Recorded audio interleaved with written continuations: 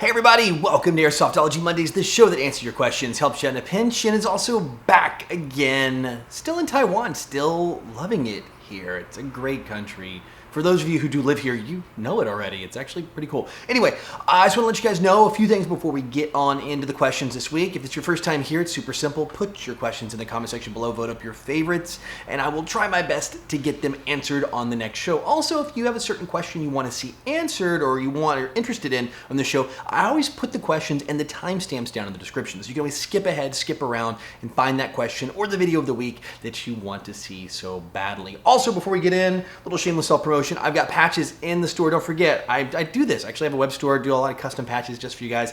I got a happy camper for you guys who snipers or just hate snipers. Sugar for those of you who really don't like the people that don't call their hits, or you maybe like to wear the riot vest. Of course, logo patches, directly to kind of pimp your airsoftology, and the Tactic Corgi, which is almost sold out of this batch. I'm actually, this is the first batch of the PVC ones is almost totally gone. So if you've been holding out on these, you might want to jump on it. It's getting pretty darn thin. Anyway, enough of all that. Let's jump on into what you're really here for. And this one is chock full of good ones. It's your questions in the Tippmann mail call. Jake Stoll writes, do you think there will be a new BB, like a rifled inner barrel, and change shape of BB? So the rifled inner barrel is not a new thing. In fact, I had one in a sniper rifle. It's a Tanyokoba hop twist, they call it, or I think it's the hop twist barrel. Anyway, it actually is a rifled inner barrel for airsoft. It was really built around for the Marui VSR-10, and it was really designed for that 1 joule or below shooting. So basically the limits in Japan.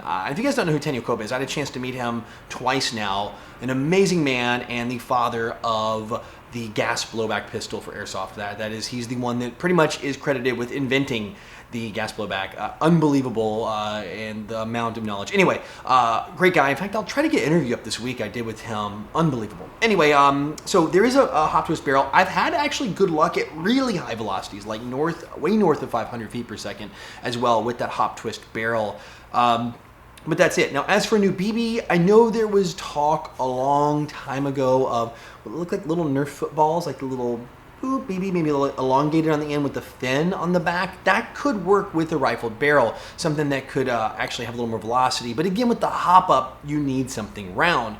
And that's where I've seen people talk about doing dimpled BBs. And while that would be super cool, it'd be incredibly hard and expensive to produce because you're talking about 6 millimeters, this tiny little BB, and to put little dimples in it to make it fly a little better in the air would work. Theoretically, just like I said, just like a golf ball. It's the same reason a golf ball has those dimples all over it.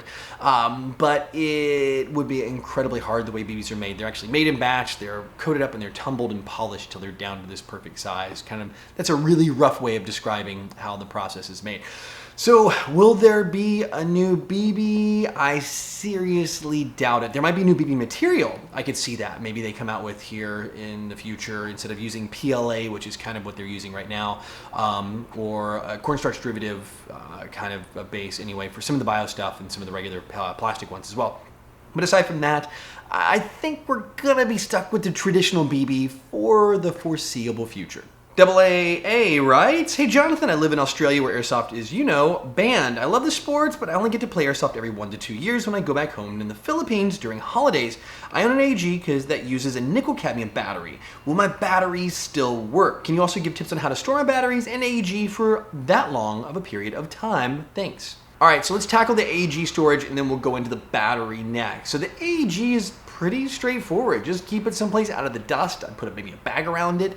You just don't want dust to accumulate and away from moisture. I think high humidity will cause some issues in there. You can have some oxidation and corrosion around the internal metal components, metal parts like the gears, the mech box shell, things like that. I would just keep a low moisture. If you don't have a really low moisture area, use that bag trick I talk about.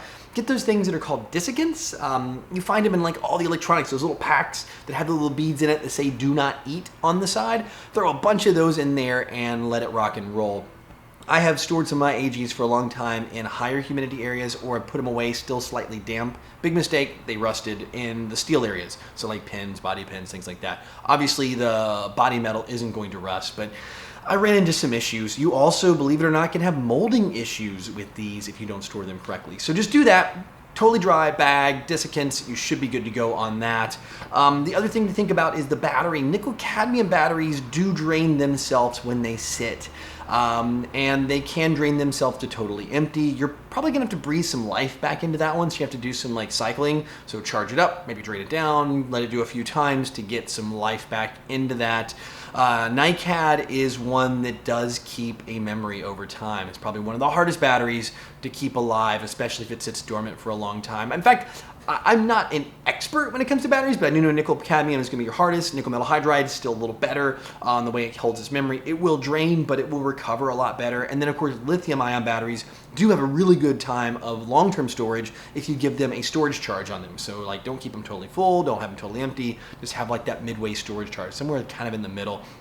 You can look all this up online. But NiCad, you might have some challenge. In fact, if you're gonna make the leap, NiCad's pretty old technology. I mean, it works great, don't get me wrong, but they're heavy and they do have some challenges to them. I would move up to nickel metal hydride or even lithium if you can, lithium ion or some variant of the lithium battery. I think you're gonna be a lot happier with it if you can do it. So some tips on gun storage and then batteries on that, and I hope you have some good luck and keep our fingers crossed on you getting to play Airsoft a little more often. Montgomery Machargu writes, hey Jonathan, what's your take on the semi-old Echo1 GAT as a AEP secondary? I would think it would be pretty neat with the right upgrades. So yes, actually the GAT is not an AEP. Now there are AEPs and AEGs. Now AEP, automatic electric pistol, versus AEG, automatic electric gun, they're kind of, there's not an official category, but typically an AEP uses really shrunk down gear sets, shrunk down motor, not your standard AEG components. The GAT, on the other hand, uses real AEG components. So it's actually a little mini AEG. I think for a secondary, it is an awesome solution. You can do upgrades on it. You can do all kinds of cool stuff, new motor, new gears. You can go crazy with it. The limitation is the magazines. Really, that's going to be your biggest challenge. But as a secondary, I think it's perfect. It's absolutely perfect. So if you want something fun to use as a secondary, that's it. I think you'll have a challenge with the holster because the GAT, which is like kind of a Tech 9 design with the big magazine and all that, it's a little tough to store, so you'll have to sling it or maybe get a custom Kydex retention little clip or something you can have made if you know someone that makes Kydex to do it. Other than that, I think it's an awesome secondary and I would go for it if you have the funds. Creepy Airsoft writes, hey Jonathan, what's your favorite game type? Is it Total Elimination, Capture the Flag, Trouble in Terrorist Town, Juggernaut, Rescue the Pilot, King of the Hill, or something else? Airsoft to me is fun no matter what. I love Team Deathmatch, but I think given the opportunity, not outside of Milsim, obviously, doing like big missions like that, I think something along the lines of Rush. I used to play it at my local field. I used to actually host some games at my local field in Nashville, Tennessee, Bad Karma Airsoft, the outdoor field there, long time ago. Myself and Patrick, who's helped out with the show here a lot. I like the Rush variant. You have to really coordinate and you have to make sure that your ref staff knows when it's time to move up the respawns. And this is Rush like, you know, the video game mode, like in Battlefield. So if you guys don't know, it's like you kind of move up, you try to take an objective, and then the enemy has to fall back. You have to use kind of a ticketing system. Like I said, it's a little more complicated to do. My second favorite game mode is one that some buddies of mine at, again, the same field invented. It was, I say, credited to Stephen Bird and Patrick and the rest of the crew there. Kind of came up with this one, and it's called Mad Medic. It's where you are defending a position, in this case, one of the bases. There's an attacking team and a defending team. The attacking team has unlimited respawns. The defending team has limited respawns, only limited to the medic. The medic has to go and bring them back in by holding them for a couple seconds. The thing is, you only have a couple medics, you have a large area, sometimes just one medic, and that medic, if they die, they can't be brought back. So it's kind of, once you take the medics, it's kind of neat. And these bases we had were about 1 acre in size, one United States, imperial, I guess, acre. Don't go me wrong if it's imperial, not metric. So it's a pretty sizable area. It's a large area to cover. So for them to have to run all the way out and run back and all that was very difficult. So you kind of had to use strategy. Do I go and get that guy that's out over there if I'm the medic, or is that too risky? Will I get shot and die? And then the team has to try to stay alive as the timer runs out. It's actually a timed game too, so usually 30 minutes to kind of, we say, crack the nut or attack and take the base and kill all the opposing force. So those are my two favorite game types. And if you guys haven't tried it, give Mad Medic a shot. I really love it because of the strategy involved, and it gives both teams kind of a little bit to do, and you have to cover little objectives and things like that to make it a lot of fun. All right, guys, that is it for questions this week, which means it is time for the Code Red Headsets video recommendation of the week. And scoot over and let it pop up over here on my shoulder. We have this week, this actually recommendation came from OC Airsoft, which, by the way, is a great channel of their own. If you guys want to check them out, I'll actually put a link down there too for them shouting out this other one. But the channel is Stag Airsoft, one that I was not aware of. Actually, they have 925 subscribers. I'm actually subscriber 926. I watched their trailer and some of their other videos. This one is the 1 year special, which is the Stag montage. Absolutely great. The cinematography on this is good. The filming quality is great. I think it is, these guys are like just under the bubble right now, just kind of lurking. They are a team in Southern California. It looks like they're playing at SC Village, SC Viper specifically, in this montage video, and some other players. They seem very well organized. Like I said, the filming is good. I think the music is awesome. I truly enjoyed this video, and I enjoyed their other videos.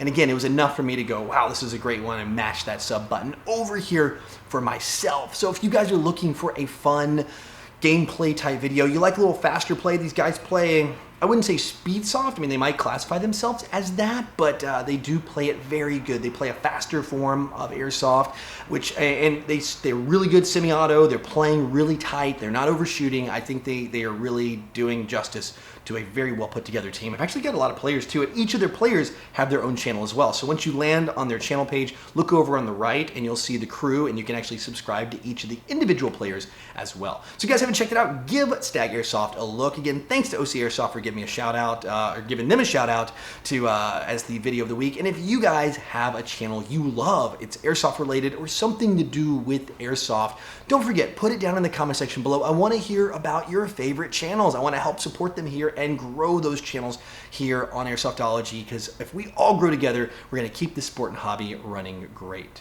Well, guys, thanks again for hanging out here, and thanks again for being so cool down in the comment section below. In fact, I want to kind of bring up something from last week. There was a nice big discussion. I talked about paintball and blade triggers in airsoft, so using the long triggers, and there's some good discussion down there. In fact, Sure Shot Midget 14 jumped in on some good commentary about the blade trigger. He had a definitely opposing view of me, and there was some good discussion. You guys kept it really civil. I like that. And everybody has opinions. You know, this is my opinion here on the channel talking about this. It's not the final rule.